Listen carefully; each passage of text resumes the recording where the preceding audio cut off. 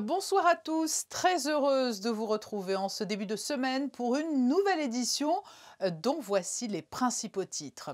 Une aventure entrepreneuriale made in Monaco est sur le point de devenir une success story basée autour de l'utilisation d'actifs provenant des coraux pour des applications dans le domaine de la santé.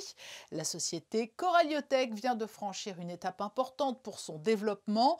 Le centre scientifique de Monaco a décidé d'entrer dans son capital, comme nous l'expliquera le fondateur de Coralliotech, Rachid Benchawir. Alors que de nouvelles mesures sanitaires entrent en vigueur, avec notamment la fermeture des restaurants le soir et un couvre-feu avancé à 19 h, le télétravail est plus que jamais vivement encouragé à Monaco. Après une mise en œuvre riche en enseignements lors du premier confinement, il est donc recommandé une nouvelle fois aux entreprises d'y avoir recours. Hilde Hannes-Hey, présidente déléguée de la société Blue Wave Software, nous fera part de son expérience dans ce changement de mode d'organisation professionnelle. Une opération très prisée par les Monégasques le dimanche à vélo a été très appréciée. Vous étiez nombreux à deux roues ou même en trottinette sur le port. Reportage à suivre. Dans ce journal toujours, l'hommage à Yakov Kreisberg. L'orchestre philharmonique a souhaité proposer un concert pour saluer la mémoire de celui qui l'a dirigé pendant 3 ans et qui est décédé il y a près de 10 ans. Mais pour débuter ce journal, nous retrouvons Frédéric Hélion pour un point complet sur les nouvelles mesures sanitaires qui s'appliquent à compter d'aujourd'hui. Effectivement, Patricia, plusieurs mesures ont été prises et viennent compléter celles déjà en vigueur. Pour éviter de passer au rouge, le couvre-feu sera avancé à 19 h et sera général avec aucune dérogation. Les restaurants seront donc fermés le soir, mais restent ouverts pour le déjeuner. En revanche, les livraisons sont autorisées à partir de 6 h du matin jusqu'à 21 h. Côté culture, les représentations pourront avoir lieu l'après-midi, mais plus en soirée. Cela entraîne par exemple le report de la projection du film Bienvenue Monsieur Marshall, prévu demain soir à 19 h au Théâtre des Variétés, à samedi 16 janvier à 15 h.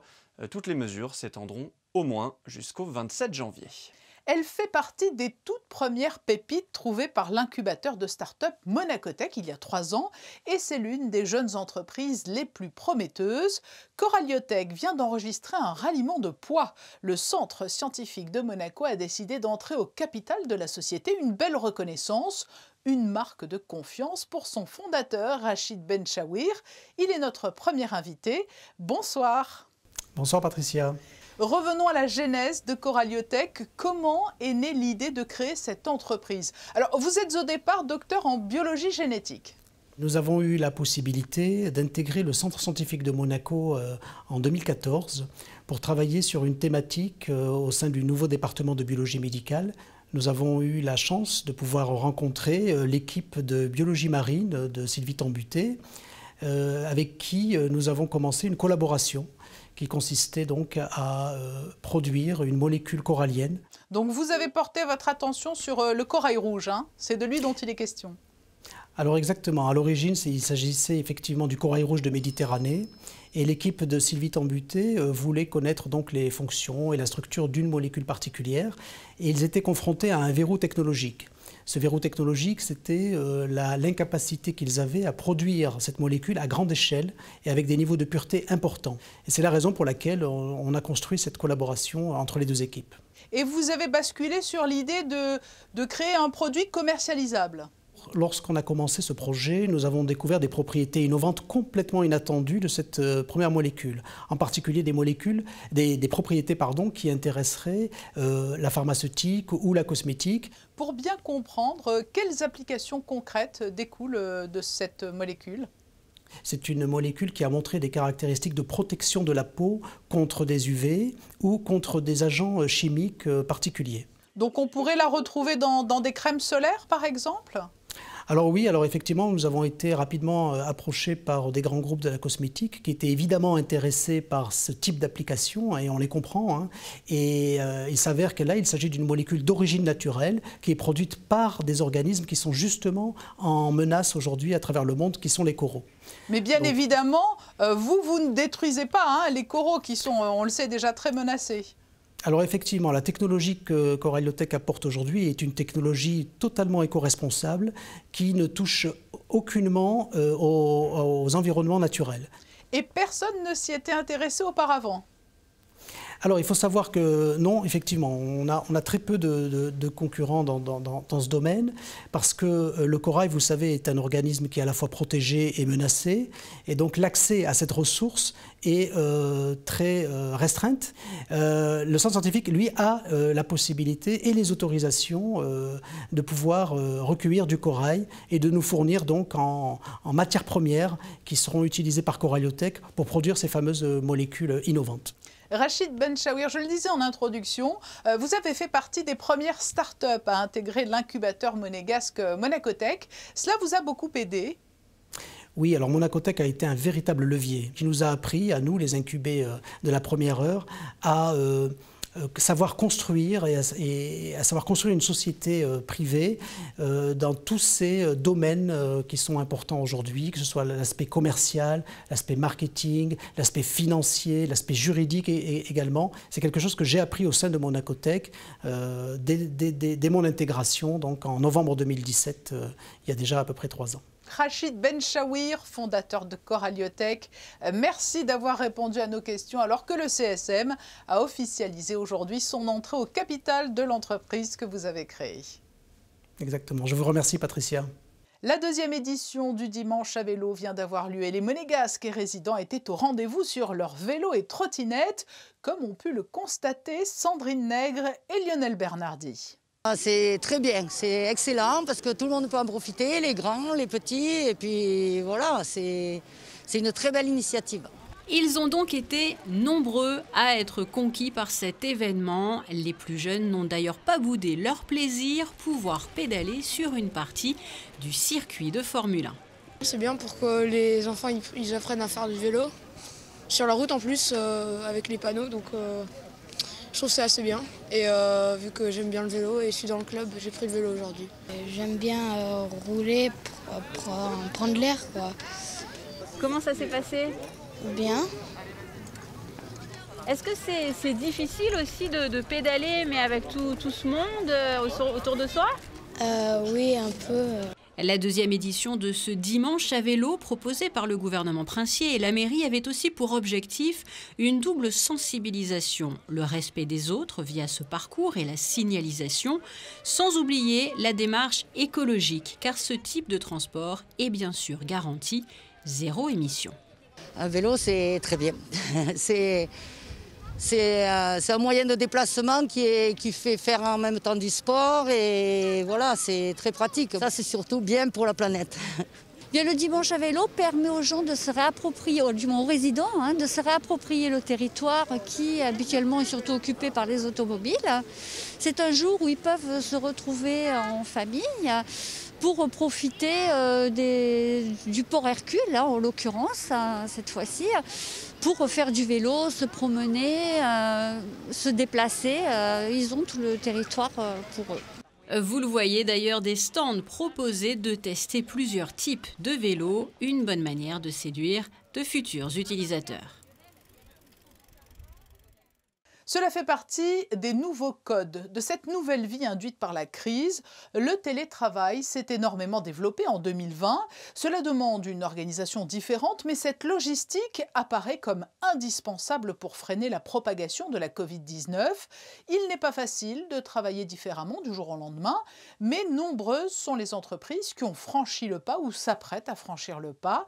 Chez Blue Wave Software, l'expérience s'avère concluante. C'est ce que va nous expliquer la présidente déléguée de la société.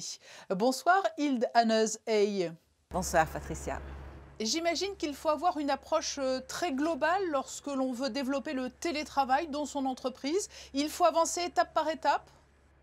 Oui, je pense qu'il faut avancer étape par étape. Je pense qu'au départ, il faut déjà commencer par informer les employés, leur informer de la difficulté, de la responsabilité que nous avons chacun, que ce soit eux, que ce soit nous en tant qu'employeurs. Je pense que ce qui est important aussi après, c'est de leur demander leur avis, comment ils se sentent, et puis tout le long du télétravail, d'être très proche d'eux, de leur poser des questions. Moi, par exemple, j'ai fait 2 enquêtes de questionnaires dans lesquels je leur ai demandé quelles étaient les difficultés auxquelles ils étaient confrontés, ce qui pouvait leur manquer. Et je pense qu'effectivement, il faut un style de management très différent quand on met en œuvre le télétravail au bureau. Et vous, quel bilan tireriez-vous de cette expérience de télétravail? C'est un bilan très positif. Vous savez, au départ, je leur ai demandé s'ils voulaient faire du télétravail. Avant le confinement, quand ce n'était pas encore obligé, ils avaient la possibilité de choisir 1, 2 ou 3 jours. La grande majorité a choisi 3 jours. Après, donc 2 jours, il n'y a qu'une personne qui avait demandé 1 jour. Nous avons aussi mis en œuvre tous les outils. Nous sommes une société informatique, donc nous avons l'avantage d'avoir toutes les solutions. Et puis nous avons donc également la certification ISO 27001, ce qui nous permet de travailler comme si on était au bureau.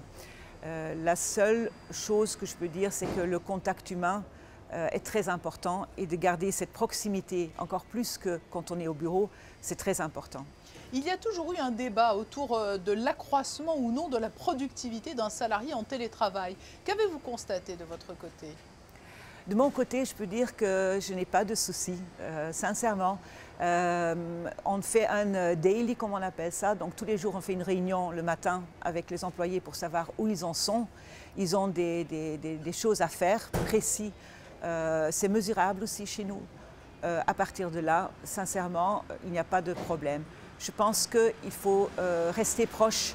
Vous savez, quand on est au bureau, on ouvre le bureau et on voit tout de suite si tout le monde va bien, s'il y a des soucis, oui ou non. À partir du moment que vous êtes à distance, il faut faire une démarche vraiment proactive. Il faut vraiment contacter les gens, leur poser des questions et on sent qu'ils ont besoin de cela. Par contre, la productivité en tant que telle, sincèrement, il n'y a pas eu de soucis, vraiment. Alors justement, nous sommes dans une période qui recommande vivement d'avoir recours au télétravail, mais est-ce que c'est une logistique que vous souhaiteriez pérenniser dès lors que la crise sera terminée? Écoutez, c'était une des questions que j'ai posées. Ils n'avaient pas fait le télétravail dans le passé. C'est vrai que c'était une très bonne expérience et nous souhaitons vraiment mettre en œuvre ce système. J'ai posé la question, mais tout le monde sera libre, évidemment. Je ne vais obliger personne. Les gens pourront choisir 1, 2 ou 3 jours ou pas de télétravail du tout. C'est vraiment selon ce qu'ils ressentent. Mais ça a été une très très bonne expérience et je crois que ça sera vraiment mis en place dès qu'on ne pourra pas le faire. Hilde Hannes-Hey, jusqu'à la rentrée dernière, vous présidiez l'association des femmes chefs d'entreprise. Vous connaissez très bien le tissu économique monégasque. À Monaco, nous sommes en avance ou en retard en matière de télétravail? Je ne sais pas si nous sommes en retard. Je sais qu'il y a des débats. Je sais qu'il y a des gens qui disent qu'il y a un manque, effectivement, que vous avez dit tout à l'heure, de productivité ou que des gens prennent un peu de vacances. Je pense sincèrement que ça dépend d'entreprise en entreprise et pour le comparer à d'autres endroits, ça je ne peux pas vous dire vraiment. Il y a votre expérience et puis on sait qu'il y a l'exiguïté du territoire à Monaco, des problèmes de circulation qui favoriseraient finalement le télétravail. Est-ce qu'on n'a pas tout intérêt à télétravailler à Monaco? Évidemment, évidemment. Vous savez, une des premières choses que disent mes collaborateurs, c'est déjà le gain de temps. Vous savez, quand vous avez 1 heure ou 2 heures de trajet par jour, forcément, vous perdez du temps et de la productivité aussi, vous fatiguez aussi davantage. Et effectivement aussi, donc l'accès à la principauté est quand même limité. C'est une solution vraiment très intéressante pour justement donc, limiter les déplacements. C'est juste une question d'organisation et de méthode. Et je pense qu'il faut s'adapter. Vous savez, quand les éléments changent, quand les choses changent, il faut s'adapter. On ne va pas utiliser les mêmes méthodes, les mêmes techniques. Je pense que ça, c'est important. Hilde Hannes-Hey, présidente déléguée de la société Blue Wave Software, merci pour ce témoignage sur le télétravail. Merci Patricia, merci beaucoup. Comme chaque lundi, l'actualité sportive est particulièrement riche. On jouait ce week-end sur les parquets, sur la pelouse, et l'on a attendu surtout une décision importante pour la tenue du Rallye Monte-Carlo 2021 et les modalités des spéciales, notamment Frédéric Hélion. Afin de répondre aux contraintes du couvre-feu des 18 h dans les départements traversés, les horaires des spéciales du 89e Rallye Monte-Carlo ont été avancés d'au moins 2 heures. Vendredi 22 et samedi 23, les concurrents quitteront le parc fermé dès 5 h du matin pour rejoindre la première spéciale du jour à 6 h 10 vendredi et 6 h 30 samedi. Autre changement, le S8, dont le départ était prévu vendredi soir à 17h41, est annulé. En football, la 19e journée de Ligue 1 ce week-end et la belle opération de l'AS Monaco qui a dominé Angers. Un succès net et maîtrisé, Patricia, 3-0 samedi soir au Stade Louis II. Face à Angers qui présentait le même bilan que le PSG à l'extérieur, les hommes de Niko Kovac ont fait la différence grâce à des buts de Maripane, Voland et Jovetic. Cette victoire, combinée au nul de Marseille et Rennes, permet à l'ASM de remonter à la 4e place au classement. Moins de réussite en revanche et déception pour la Roca Team en Coupe de France. Oui, Monaco quitte la compétition dès son entrée en lice en 8e de finale. Une défaite sur le parquet d'Orléans, 83-76, malgré les 18 points de Rob Gray et les 14 de Damien Inglis. Prochain rendez-vous pour la Roca Team, mercredi, avec un déplacement à Nanterre pour le premier match de top 16, Patricia. Je vous le disais en titre, au mois de mars prochain, cela fera 10 ans que nous a quitté Yakov Kreisberg. Il a dirigé l'Orchestre Philharmonique de Monte-Carlo pendant 3 ans. Ses musiciens ne l'ont pas oublié et ont souhaité lui rendre hommage en ce début d'année. Voyez ce reportage de José Sacré et Serge Prémont. Né en 1959 à Saint-Pétersbourg, le chef d'orchestre Yakov Kreisberg, après avoir dirigé les plus grands orchestres dans le monde, fut directeur artistique et musical de l'Orchestre Philharmonique de Monte-Carlo de 2009 à 2011.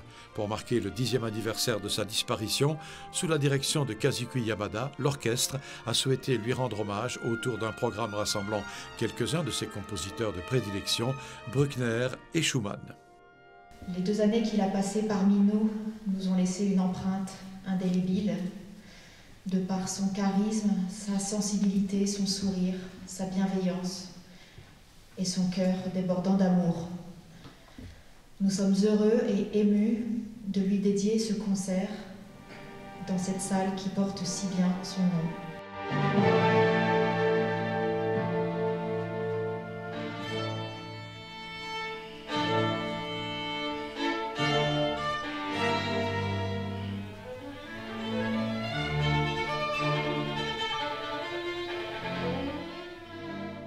Yakov Kreisberg est arrivé suite au départ de Marek Janowski.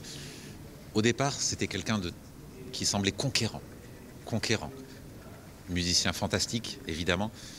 Une gestique qui était, semble-t-il, un petit peu presque raide, mais une précision redoutable et un travail fantastique avec lui. Ensuite, la maladie est arrivée, il est revenu, transformé. Et cette transformation physique évidemment, mais aussi dans sa manière, dans sa gestique, qui était totalement débarrassée de ce côté conquérant, parce qu'il avait énormément d'ambition pour nous. Et il était débarrassé de tout ça, et comme s'il avait une espèce de sagesse supplémentaire, il était là pour le bonheur musical, pour prendre du bonheur pour lui, pour nous en donner.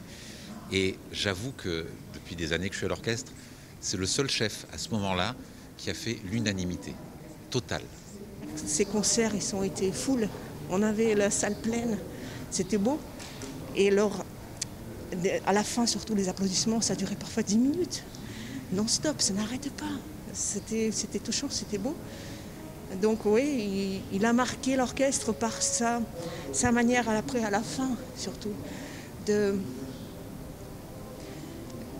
voir la musique différemment. On a vu chez lui ce changement de... C'était devenu le seul moment, je pense, que quand il était auprès de nous, il ne pensait pas à la maladie. On avait cette impression-là. Il partait pendant qu'il dirigeait et on était chaque fois très touchés en tout cas. On était parti en tournée avec lui peu de temps avant où il était dans une forme monumentale. Il était gigantesque. D'ailleurs, vous nous avez accompagnés dans cette tournée en Allemagne. Il nous a dirigés dans le Rachmaninoff et il pleure en nous jouant. Et nous, l'orchestre, c'était son instrument et il pleurait en nous jouant. Et la suite, c'était la septième de Bruckner, qui était son dernier concert. Il a toujours voulu partager sa passion, que ce soit à travers la rigueur ou avec l'intensité du travail ou avec l'émotion pure. Toujours un homme intègre, honnête. Je pourrais malheureusement parler pendant des heures sans trop dire, sans rien dire, juste parce que c'est surtout un sentiment qui nous a laissé plus que des choses palpables et décryptibles avec des mots.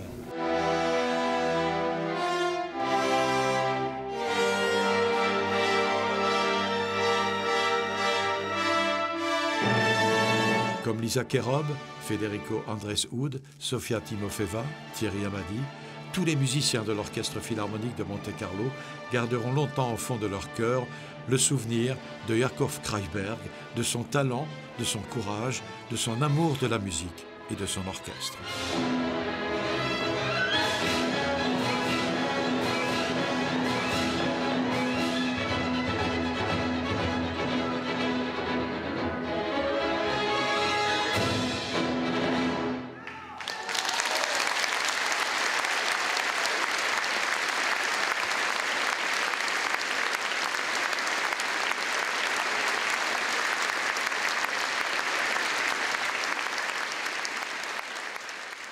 Je suis très heureux de voir comment mes musiciens abordent leur profession. Ils aiment la musique. Ils ont la passion de la musique.